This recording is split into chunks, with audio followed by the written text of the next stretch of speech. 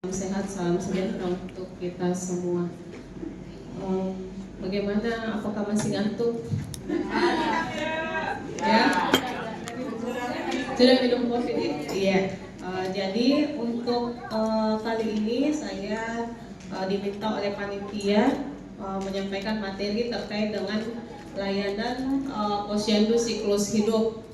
Mungkin bagi teman-teman prokes sudah terbiasa dengan materi ini, namun saya rasa ini dianggap perlu, apalagi ada perwakilan dari posyandu yang mungkin sangat berguna juga untuk kita terkait dengan bagaimana layanan terkait dengan siklus hidup. Jadi izin ke bawah. Terkait dengan arah kebijakan kita, jadi sebelum memasuki materi inti, sekarang di 2025 sampai di 2029 dan jangka panjangnya di 2045 itu sudah ada arah kebijakan pembangunan terkait dengan kesehatan. Semuanya itu sudah tertuang dalam rencana pembangunan jangka panjang nasional dan juga ada yang jangka menengah sampai 2029. Jadi sebenarnya prioritasnya itu di indikator kesehatan untuk semua. Jadi semuanya harus sehat dari berbagai sektor, dari berbagai siklus hidup, mulai dari bayi baru lahir sampai lansia. Jadi semuanya mulai dari lahir sampai lubang lahir sampai ke lubang apa kira-kira? Lubang kubur. Iya, jadi itu. Jadi untuk setiap penduduk pada semua layanan dan oleh semua pemangku kepentingan, ini adalah arah kebijakan terkait dengan penetapan rencana pembangunan jangka panjang nasional. Jadi kalau jangka panjangnya kita berarti di 20 tahun kemudian. Semoga masih hidup jadi semua, insya Allah. Ya, dari 2025 sampai di 2025 sampai 2045. Kalau saya mungkin juga sudah pensiun, apalagi Bu Emi.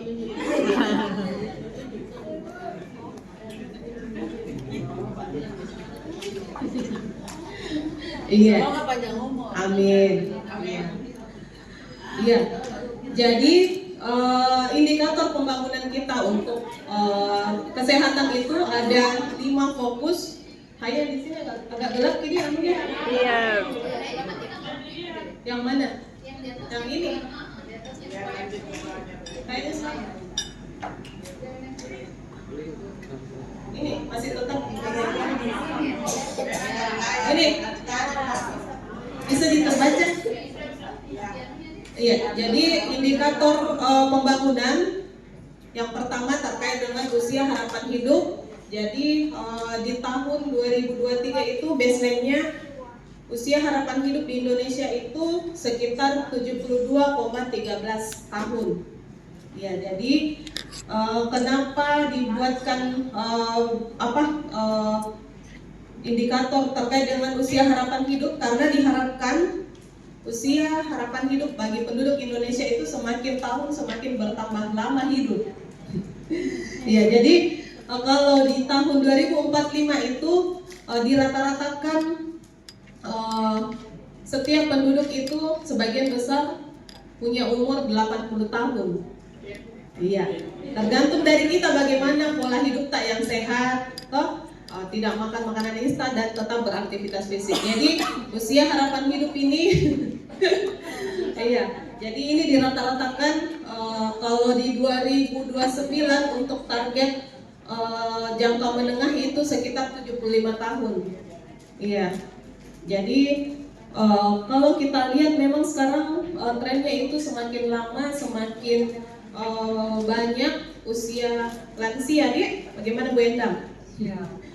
Jadi kita upayakan bagaimana lansia ini masih tetap menjadi kategori yang lansia mandiri. Kemudian bagaimana juga terkait dengan pelayanan mulai dari bayi baru lahir, kemudian usia anak sekolah, usia produktif, itu semua tergambar nanti di usia harapan hidup sampai di 2045. Kemudian angka kematian ibu, nah juga yang masih menjadi indikator dari tahun-tahun sebelumnya terkait dengan angka kematian ibu. Kalau Kabupaten Goa sudah berapa tahun ini selalu menjadi kabupaten yang cukup tinggi angka kematian ibunya. Namun untuk beberapa tahun ini kita sudah mengalami penurunan secara jumlah kematian ibu. Untuk tahun ini alhamdulillah semoga tidak melewati angka 10 nih, semoga. Sampai hari ini sudah berapa di MPDN? 7. Semoga tidak ada lagi di bulan ini, sisa November, Desember, semoga tidak bertambah lagi. Sehingga kita penurunan kematian ibu di Kabupaten Goa itu sejalan dengan upaya-upaya yang sudah kita lakukan. Jadi ini kalau angka kematian ibu itu per 100.000 kelahiran hidup. Jadi kalau untuk kabupaten karena skalanya kita tidak sampai 100.000 kelahiran hidup, jadi kita menggunakan kata jumlah saja, jumlah kematian ibu. Kemudian prevalensi stunting. Nah, ini juga masih menjadi indikator pembangunan sampai di 2045. Jadi sekarang kita sudah berbicara terkait stunting, namun sampai 20 tahun ke depan ditargetkan prevalensi stunting itu turun sampai 5%. Sekarang posisinya Goa berapa persen, Bapak Ibu? 17, ya. Jadi 17% targetnya sampai di 2045 itu untuk stunting secara nasional ditargetkan 5%. Jadi memang kalau terkait dengan berbicara tentang stunting, tidak ada itu yang secara instan tiba-tiba turun angka stuntingnya secara drastis. Jepang saja butuh 20 tahun untuk bisa menurunkan stunting, apalagi kita. Tapi kalau kita dilihat memang trennya meskipun tidak turun meskipun turunnya secara perlahan-lahan, tapi setidaknya ada penurunan. Dari tahun 2018 itu hasil Riskesdasnya Kabupaten Goa, angka stuntingnya itu 44,5%. Kalau dijadikan warna itu stuntingnya bukan lagi warna merah daerahnya Goa, tapi hitam nih. Iya, saking tingginya itu angka stunting di Kabupaten Goa. Jadi sebenarnya memang kita berproses turunnya tidak boleh langsung sekaligus, karena memang kalau stunting ini paling susah ditangani. Yang lebih bagus itu kalau dicegah lahirnya stunting baru, tapi memang banyak juga kendala yang mungkin bukan cuma dari sektor kesehatan saja yang bisa menangani, tapi lebih banyak dari luar sektor kesehatan juga. Utamanya terkait dengan lingkungan, terkait dengan kemiskinan. Nah, itu juga yang masih menjadi dasar sebagai penyebab tidak langsung terjadinya stunting. Jadi untuk baseline-nya kalau di angka nasional, stunting itu masih di baseline 2023 dijadikan baseline 21,5. Kemudian ini untuk jangka panjangnya di 2029 mereka turun 14,2. Sebenarnya target di 2024 itu kita sudah menargetkan stunting sebesar 14% penurunan. Tapi secara logika tidak ada satu kabupaten, maksudnya secara rata-rata di kabupaten kota di se-Indonesia rata-rata masih banyak yang belum mencapai di angka 14%. Bahkan di Indonesia pun belum mencapai angka 14%. Jadi dirasionalisasi kembali oleh Bappenas targetnya. Jadi diubah ke tahun 2029 yang penurunannya menjadi 14%. Kemudian terkait dengan insidensi tuberkulosis, nah ini juga yang menjadi indikator pembangunan yang baru. Kalau dulu kan terkait dengan angka kematian ibu, kemudian prevalensi stunting, prevalensi wasting, sekarang masuk juga terkait dengan insidensi tuberkulosis. Jadi kemarin itu kita sudah melakukan pertemuan terkait dengan rancangan aksi daerah terkait dengan TB, tuberkulosis. Jadi memang untuk Indonesia itu masih tinggi sebenarnya angka terkait dengan kejadian penyakit TB. Iya, apalagi ada nih yang sampai kejadian TB pada anak. Nah, ini juga yang banyak terjadi. Makanya ini dijadikan indikator pembangunan karena terkait dengan insidensinya yang masih cukup tinggi untuk di Indonesia. Jadi ini tetap menjadi prioritas kita secara nasional dan juga diturunkan ke rencana pembangunan jangka menengah daerah. Kemudian cakupan kepesertaan jaminan kesehatan nasional. Jadi ini juga menjadi prioritas indikator pembangunan terkait dengan kepesertaan jaminan kesehatan. Jadi kalau di baseline-nya di 2023 itu 95% kepesertaan.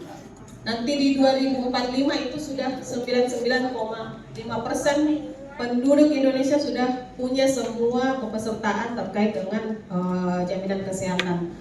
Kalau di Kabupaten Goa kayaknya sudah UHC, namun masih banyak juga yang ditemui di lapangan yang masih belum punya, masih belum punya kepesertaan, utamanya bayi balita yang administrasinya tidak terdaftar. Iya, ya itu masih menjadi kendala. Yang biasanya menikah di bawah umur yang tidak tercatat di KUA itu kan pasti anaknya tidak punya akte kelahiran toh karena ibunya tidak punya buku nikah. Jadi susah untuk mendapatkan terkait dengan fasilitas-fasilitas pelayanan kesehatan, apalagi untuk jaminan kesehatan. Ya, jadi memang banyak ditemui di masyarakat, apalagi yang bermasalah terkait dengan kesehatan, yang bermasalah dengan status gizinya, yang ketika dirujuk banyak ditemui kendala, apalagi kalau dirujuk ke rumah sakit. Iya, itu.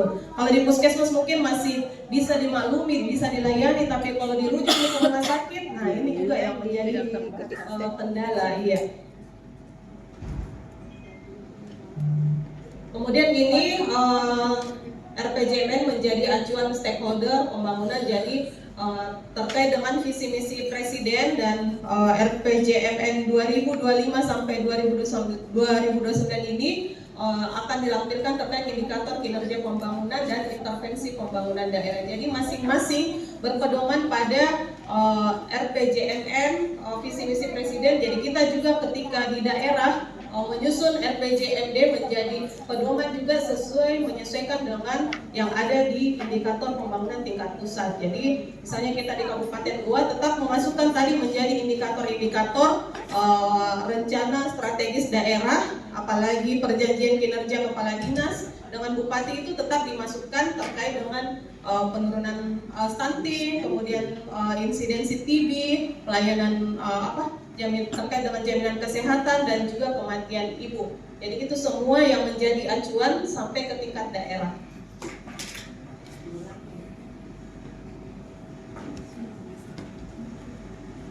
Jadi ini arah kebijakannya kesehatan untuk semua. Jadi ada poin-poin dari arah kebijakan di RPJMN terkait dengan peningkatan kesehatan dan gizi masyarakat.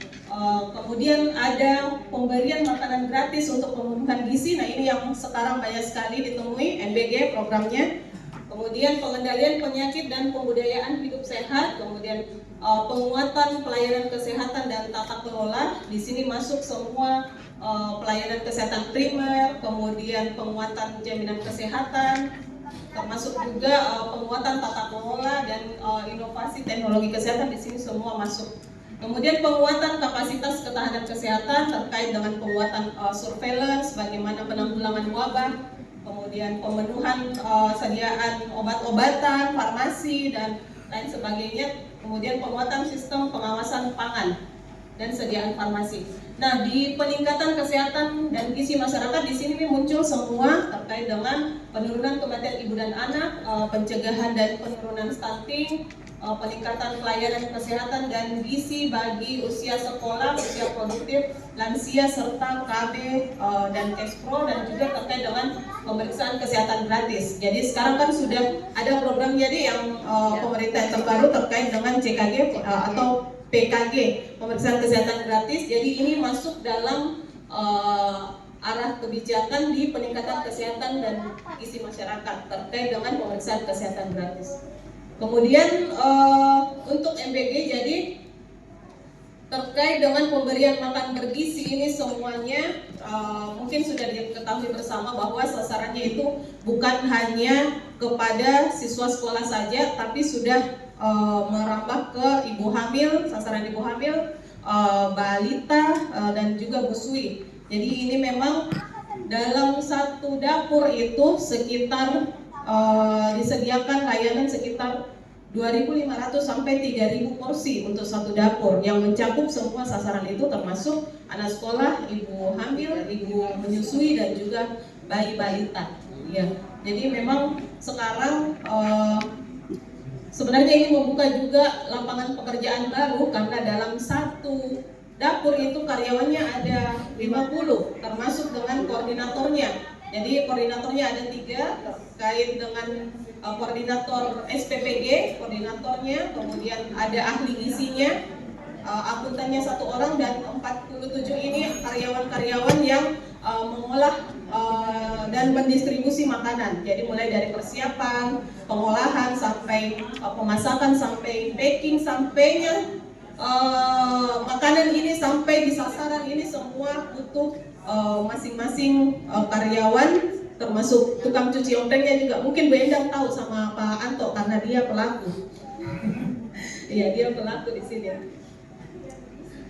Iya, jadi ini terkait dengan program-program pemerintah dan juga terkait dengan bagaimana kita sekarang lebih mengutamakan promotif dan preventif. Kenapa saya sampaikan demikian? Karena yang dulunya itu lebih banyak ke terkait dengan rehabilitatif, namun sekarang lebih banyak ke upaya promotif, preventif, pencegahan.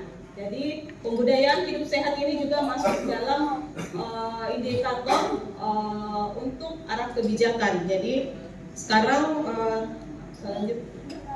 nah ini untuk indikatornya, nanti akan lebih terinci lagi. Untuk indikator RPJMN 2025 sampai 2029, nah ini ada terkait dengan indikator persentase penduduk yang menerapkan perilaku hidup sehat.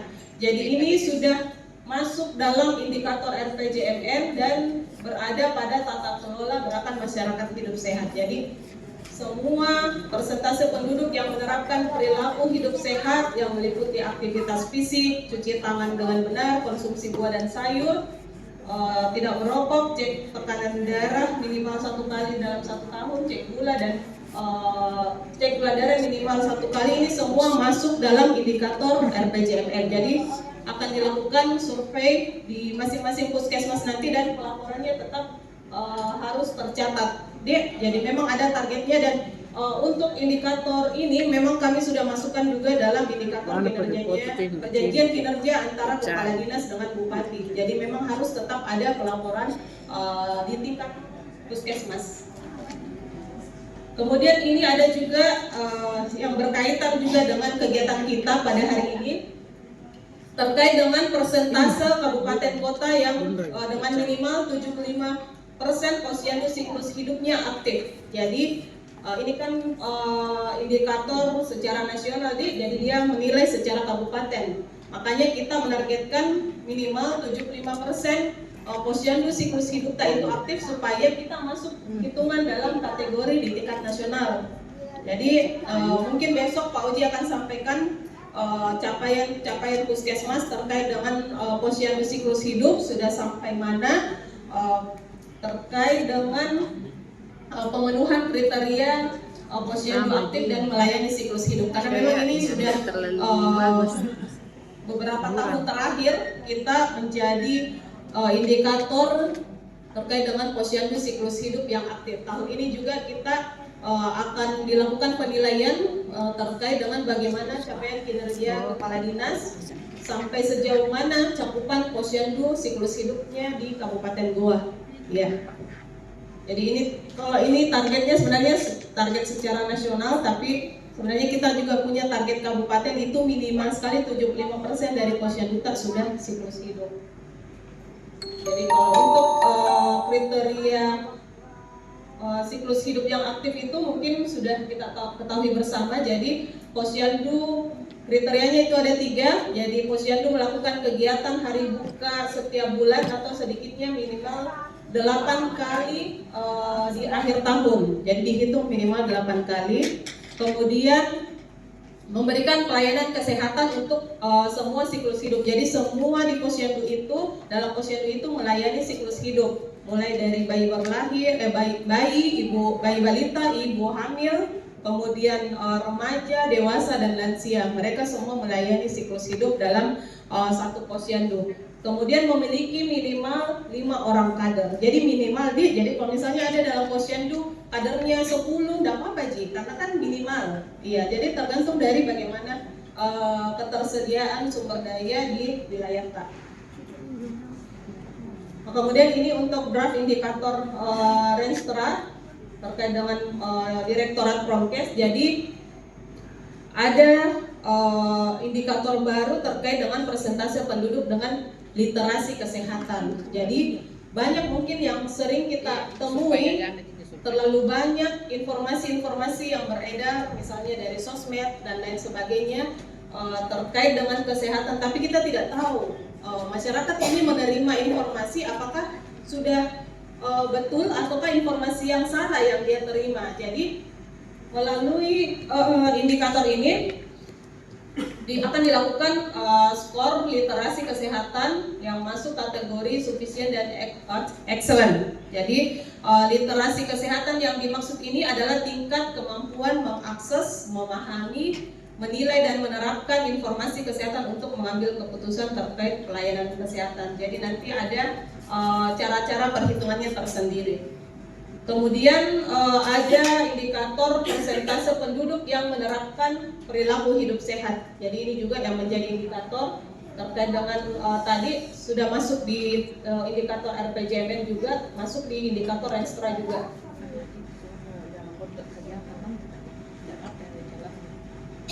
Kemudian ini juga masuk sebenarnya datanya ada di microsite untuk persentase sekolah yang memiliki stratifikasi standar sekolah sehat.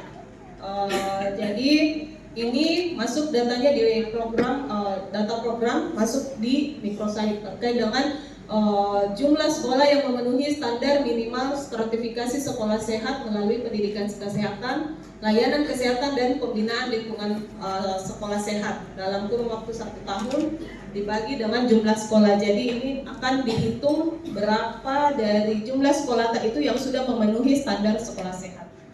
Kemudian ada juga kalau misalnya di wilayah kerja puskesmas, misalnya ada kampus-kampus, nah ini juga bisa diisi terkait dengan bagaimana persentase perguruan tinggi yang melaksanakan kampus sehat.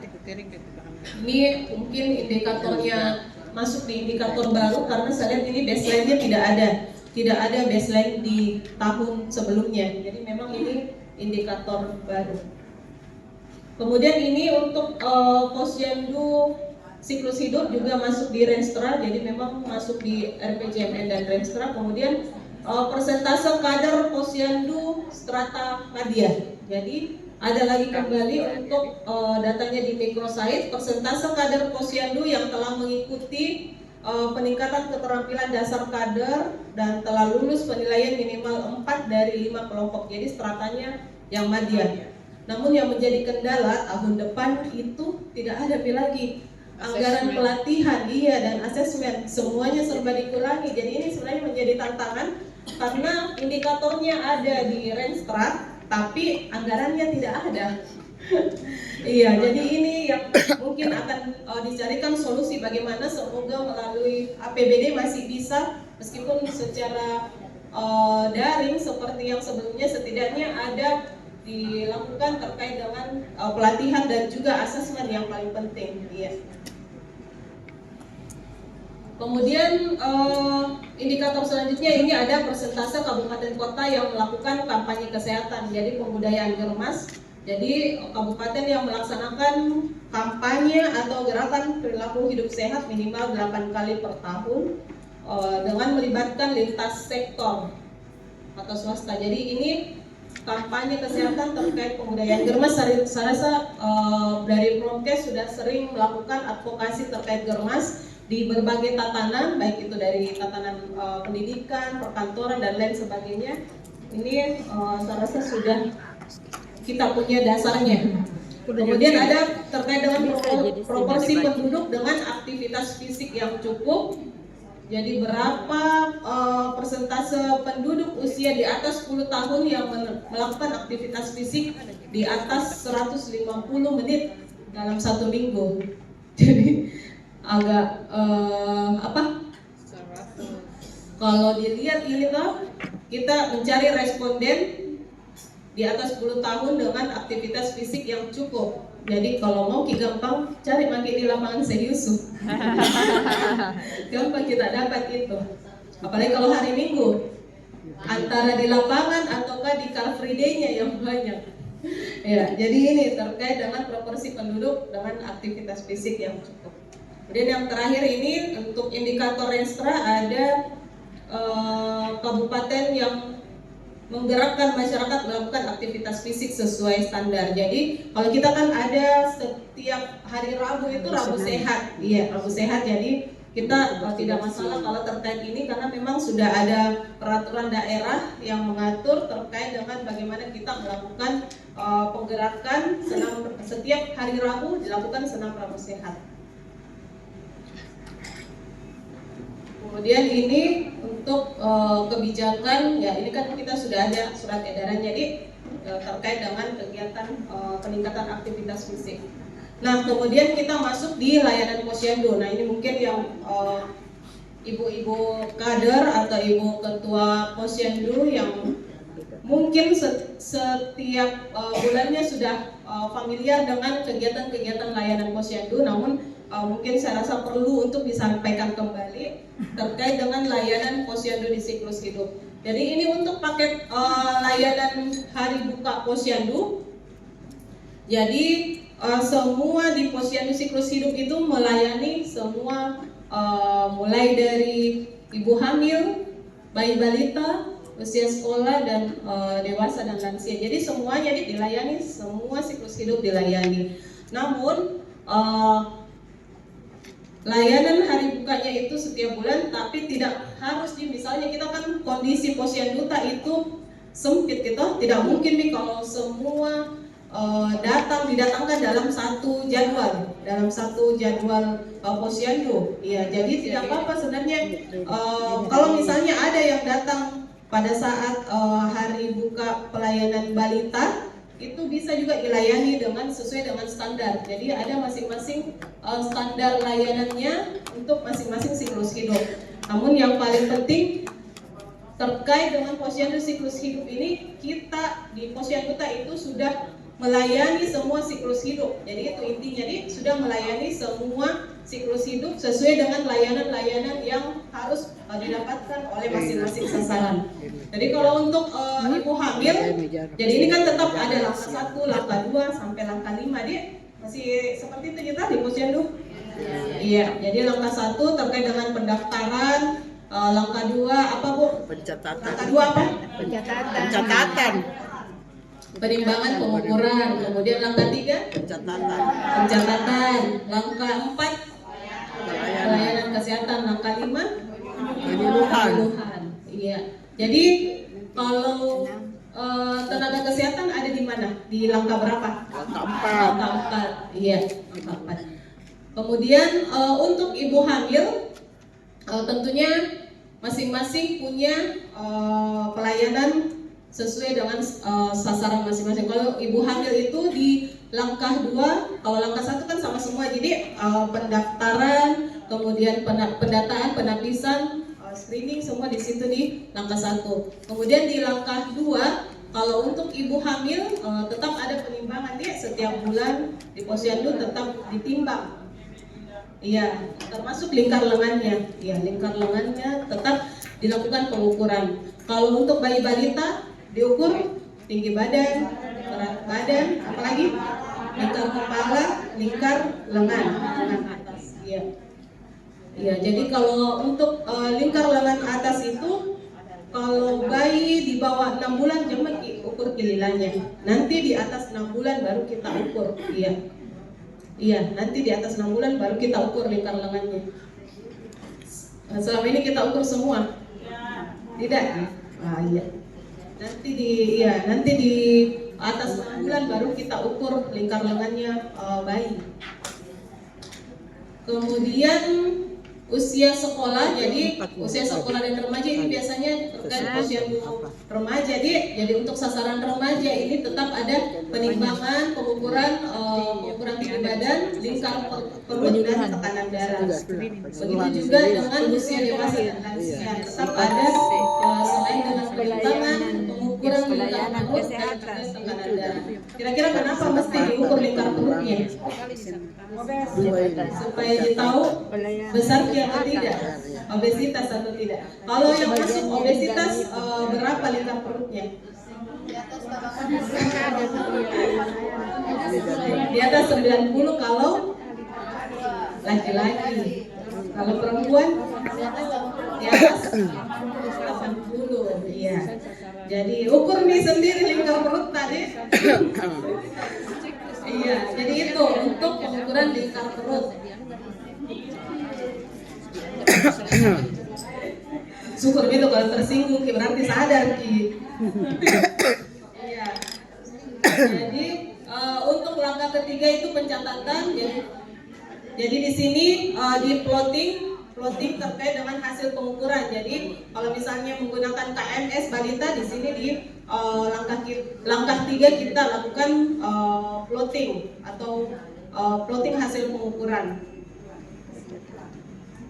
Kemudian di langkah 4 itu pelayanan kesehatan. Jadi masing-masing kelompok umur itu punya layanan terkait dengan kesehatan. Jadi kalau untuk ibu hamil mungkin dengan pemberian tablet tambah darah, kemudian pemantauan ibu hamil dan wawancara resiko. Sekarang itu kan tablet tambah darah sudah berganti nih ke MMS. Dia pernah dilihat di semua ibu-ibu kadar MMS untuk ibu hamil atau baru didengar? Iya. Bagaimana bentuknya? Botol. Iya, botol. Satu botol itu isinya 180 tablet. Iya. Tapi itu sebenarnya 180. Jadi itu sebenarnya satu ibu hamil itu harus mengkonsumsi 180. Kalau dulu 90, Bu. Dulu 90, sekarang berubah nih, targetnya menjadi 180. Iya, 100. Iya, betul. Karena kenapa? Untuk tablet tambah darah yang dulu kan itu cuma terdiri dari 2 macam vitamin mineral, dia cuma terdiri dari zat besi dan asam folat. Kalau MMS ini sudah lengkap nih vitamin mineralnya, ada vitamin C-nya. Dalam satu tablet itu sudah lengkap nih. Jadi kenapa sampai tidak banyak yang menimbulkan efek seperti mual? Karena memang dikurangi kandungan zat besinya, tapi dia lebih bagus lagi kandungannya. Dan kenapa kalau dulu kan cuma 90 deh, ini makanya ditambah jadi 180. Dan secara penelitian itu sudah bisa mencukupi kebutuhan untuk ibu hamil. Iya. Jadi selama ini kan yang banyak menjadi keluhan itu tablet tambah darah, baru dilihat orang tabletnya warna merah langsung mual. Iya, jadi bau besi, karena memang tinggi kandungan zat besinya, Bu, tinggi sekali itu kandungan zat besinya tablet FE. Makanya kenapa sampai ketika ibu hamil itu misalnya menderita anemia, maka itu intervensinya dengan pemberian tablet tambah darah, bukan dengan MMS. Jadi tetap mengkonsumsi MMS, tapi dia rutin juga diberikan tablet tambah darah. Jadi ada 2 yang dia minum kalau untuk ibu hamil yang anemia. Iya, anemia. Karena memang TTD itu tinggi kandungan zat besinya, jadi bisa menjadi intervensi untuk ibu hamil anemia. Ya, namun ada yang menjadi kekurangannya itu MMS, karena itu kan dia ada kandungan vitamin C-nya, dan itu satu botol itu isinya 180 tablet. Sebenarnya dia gampang teroksidasi. Kalau sering dibuka tutup itu berubah warnanya jadi coklat. Karena memang kan warna awalnya coklat muda, tapi kalau misalnya coklatnya itu belum bintik-bintik itu masih aman. Tapi kalau sampai ada bintik-bintik itu berarti tidak bisa dikonsumsi. Iya, jadi seperti itu. Kalau untuk MMS ada, makanya harus juga diedukasi ke ibu-ibu hamil setiap membuka botol MMS itu harus ditutup dengan rapat lagi kembali, jangan dibiarkan kena udara karena gampang teroksidasi. Apalagi kan itu 180 berarti sekitar 6 bulan. Kalau dia tiap hari minum berarti sekitar 6 bulan dia konsumsi, dan 6 bulan itu tiap hari dia buka tutup. Makanya harus diperhatikan baik-baik bagaimana sampai botolnya ini bisa tertutup rapat kalau dia simpan ya. Kemudian kalau untuk bayi balita di sini tentu ada imunisasi. Jadi imunisasi, kemudian vitamin A dan kemudian obat cacing. Termasuk juga pemantauan balita bermasalah pertumbuhan. Jadi kalau ada balita-balita misalnya gizi kurang ataukah yang BGM ataukah yang tidak naik berat badannya, semuanya dilakukan pelayanan kesehatan di langkah 4. Kemudian untuk anak sekolah, remaja, ini ada imunisasi dan juga pemberian tablet tambah darah, pemantauan tablet tambah darah dan wawancara risiko. Itu juga untuk dewasa dan lansia, ada pemantauan kepatuhan minum obat, apalagi yang menjadi penderita TB misalnya, ini bisa dijadikan pemantauan pada pelayanan posyandu. Kemudian ada juga rapid test gula darah untuk usia dewasa dan lansia. Kemudian layanan kesehatannya di sini bisa kita lihat. Jadi di posyandu itu sudah bisa kita akses semua terkait dengan penyuluhan apa saja yang bisa kita berikan. Ada semua kita punya buku saku kadar, ada itu yang berisi kayak lembar-lembar penyuluhan. Ada. Biasa kalau kita pakai penyuluhan di posyandu pakai apa? Karena bukan kita ada. Kalau isi piringku punya, ada kan isi piringku. Kemudian ya jadi itu sebenarnya bisa menjadi alat penyuluhan di posyandu. Jadi untuk langkah 1 terkait dengan pendaftaran, jadi ada formulirnya masing-masing setiap langkah pendaftaran. Ini kalau untuk kartu ibu hamil atau ibu nifas dan menyusui. Dan ini kalau untuk kartu bayi, balita dan anak usia prasekolah. Ya, jadi semua kelompok usia itu punya kartu masing-masing. Nah, kemudian ini langkah 2 terkait dengan penimbangan dan pengukuran. Saya rasa ibu-ibu kader semua sudah paham nih bagaimana cara melakukan penimbangan dan pengukuran yang sesuai dengan standar. Kalau kira-kira lantainya seperti ini berkarpet, apakah bisa dipakai untuk menimbang? Tidak. Bagaimana Ji? Dan keras. Tidak boleh ada alasnya deh. Iya. Jadi itu. Nggak bisa juga, apalagi yang digital itu, timbangan digital. Iya, bagaimana timbangan tak semua di posyandu? Digitalnya rusak. Iya. Memang cepat rusak. Sensitif sekali memang itu juga kalau timbangan digital, karena sering diangkat-angkat itu cepat rusak juga memang. Tapi sekarang standarnya itu memang harus yang timbangan digital karena tidak dipakai ini timbangan jarum. Karena lebih parah lagi kalau timbangan jarum, karena biasa naik orang tidak bergeser baik ini jarumnya. Bagus nih kalau untuk orang yang diet, kurang timbangannya. Tapi kalau anak-anak kalau anak-anak dibilangin begini, kenapa ini semua dalam satu wilayah posyandu kena BGM semua? Ternyata masalah timbangan. Jadi itu pastikan setiap sebelum pelaksanaan posyandu itu kita pastikan dulu alat apakah sudah baik atau tidak, karena biasa juga tiba-tiba alat ini rusak atau error gitu, atau mungkin Oh, kayak yang timbangan kita itu kemarin belum pindah yang tadi itu ibu-ibu dia 1000 kilo. ada Iya, ada timbangannya. Kemarin kan dari Kemenkes. Ya, dari Yang banyak yang rusak di situ. nanti sebentar saya kat nomornya Ini 085 yang pas ini mau Bu. Nanti saya kirim yang pas apa masih Nah, lama. kemudian langkah 3 terkait dengan Karena pencatatan, minta jadi hasil penimbangan dan pengukuran itu diplotting dalam banyak yang tadi murah. HIA. 1 menit 1 menit. Jadi saya rasa kayak di belakang. kita semua sudah tahu ini bagaimana cara plotting di buku KIA, bagaimana cara menghubungkan garis-garis pertumbuhan. Kalau misalnya bayinya yang menjadi sasaran bulan lalu tidak datang, bulan ini datang, kemudian bulan depan tidak datang, kemudian 2 bulan lagi datang. Kira-kira bagaimana? Apakah garisnya dihubungkan atau tidak? Tidak. Kenapa? Karena terputus. Ya betul. Jadi itu deh. Jangan. Ya berarti dia nanti di bawah statusnya. Oh, iya. Jadi itu.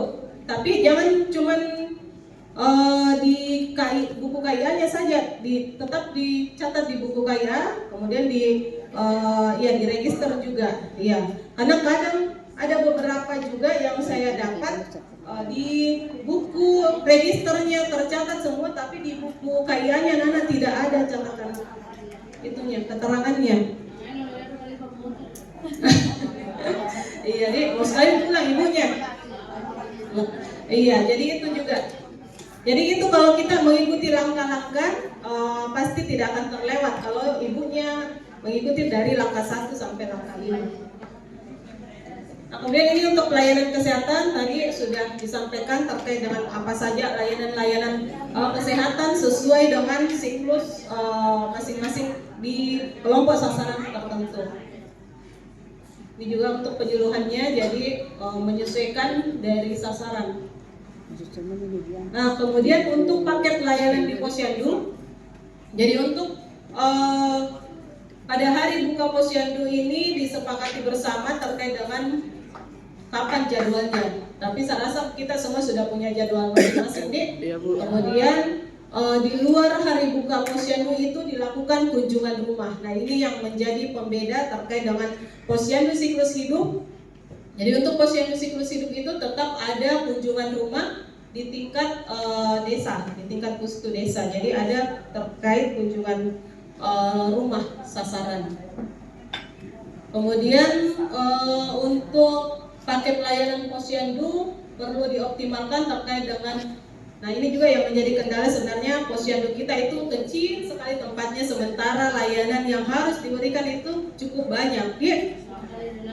Iya. Dan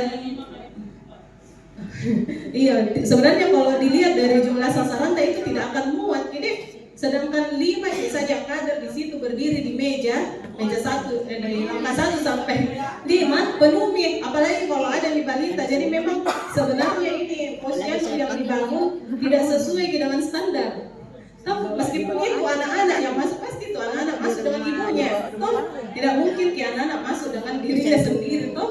Iya, jadi memang butuh tempat yang lebih luas. Namun masih banyak juga Posyandu yang belum permanen, dia masih banyak yang Posyandu di rumah-rumah kader, di rumah warga. Oh, ada juga di masjid, dia. Kalau di masjid berarti di pekarangannya, atau teras masjid. Iya. Jadi itu memang yang masih menjadi hambatan kita dalam pelaksanaan Posyandu.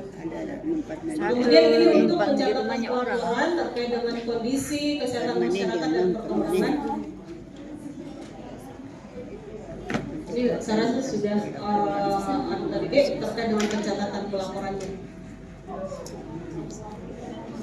Nah, untuk paket layanan Posyandu di luar hari buka Posyandu tadi kan terkait dengan layanan ketika hari buka Posyandu. Jadi untuk paket layanan di luar hari buka Posyandu, nah di Pustu itu ada manajemen kader Posyandu, kemudian pemantauan wilayah setempat dan pelaporan layanan kesehatan Posyandu. Kemudian untuk kunjungan rumah, jadi untuk ibu-ibu kader yang melakukan kunjungan rumah di luar hari buka posyandu itu ada pendataan anggota keluarga, pemantauan resiko ibu hamil, nifas, bayi balita dan anak prasekolah, serta usia sekolah, remaja dan dewasa lansia. Ini semua ketika dilakukan kunjungan rumah.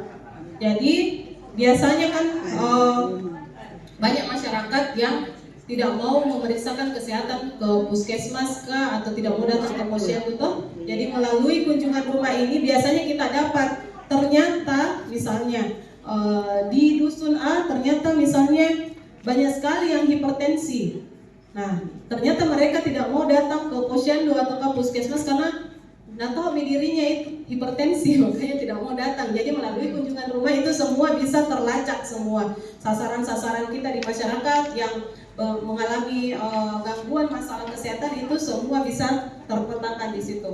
Kemudian pemberdayaan masyarakat di sini ada survei mawas diri dan musyawarah masyarakat desa. Nah, ini untuk kunjungan rumah. Jadi ada juga checklistnya. Tentunya ada persiapan sebelumnya, mengumpulkan data sasaran, kemudian membagi tugas dengan kader, melakukan kunjungan rumah dan menyusun jadwal. Ini ada checklistnya terkait dengan kunjungan rumah.